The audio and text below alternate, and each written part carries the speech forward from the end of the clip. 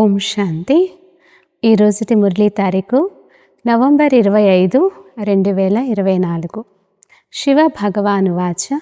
మధురమైన పిల్లలు, సర్వశ్రేష్టమైన గుణము శాంతి. కనుక శాంతిగా మాట్లాడండి.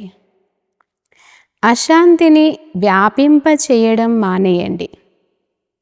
ప్రశ్న: సంగమయుగంలో తండ్రి ద్వారా పిల్లలకు ఏ వారసత్వం లభిస్తుంది?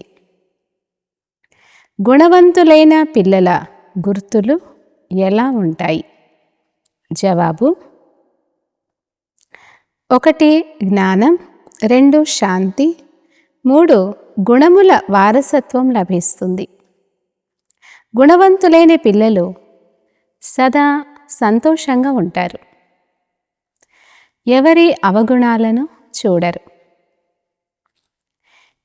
ఎవరిపైన ఫిర్యాదులు చేయరు.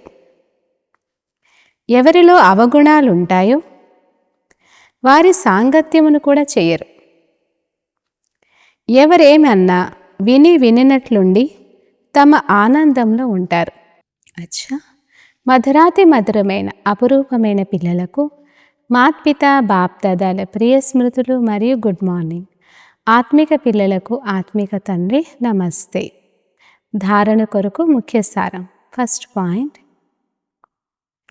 లేస్తూ కూర్చుంటూ నడుస్తూ జ్ఞానాన్ని స్మరణ చేస్తూ ముత్యాలు ఏరుకునే హంసలుగా అవ్వాలి. అందరి నుండి గుణాలనే గ్రహించాలి. పరస్పరంలో గుణాలనే నింపాలి. సెకండ్ పాయింట్: మీ ముఖం సదా హర్షితంగా ఉండేందుకు మీతో మీరే ఇలా మాట్లాడుకోండి. ఓహో, మేము తరగని ఖజానాకు అంటే కుబేరుని ఖజానాలకు అధికారులుగా అవుతాము. జ్ఞానసాగరులైన తండ్రి ద్వారా మాకు జ్ఞానరత్నాల లాటరీ లభిస్తూ ఉంది. వరదానము: మీ టైటిల్ యొక్క స్మృతితో పాటు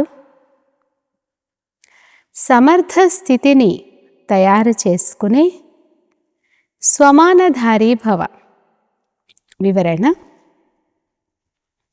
సంగమయుగంలో స్వయంగా తండ్రియే తన పిల్లలకు శ్రేష్టమైన టైటిల్ ఇస్తారు.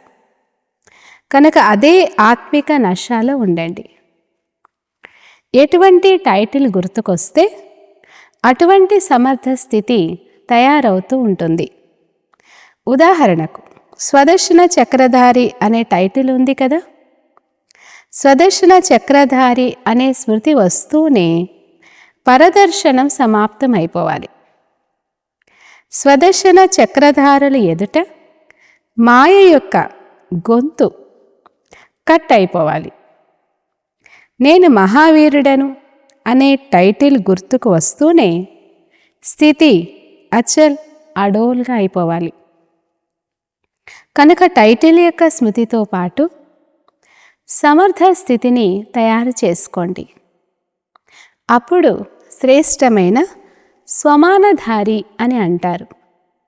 స్లోగన్: భ్రమిస్తున్న అనగా వెతుకుతున్న ఆత్మల కోరికలను పూర్తి చేసేందుకు పరిశీలనా శక్తిని పెంచుకోండి. భ్రమిస్తున్న ఆత్మల కోరికలను పూర్తి చేసేందుకు పరిశీలనా శక్తిని పెంచుకోండి. అచ్చా, ఓం శాంతి.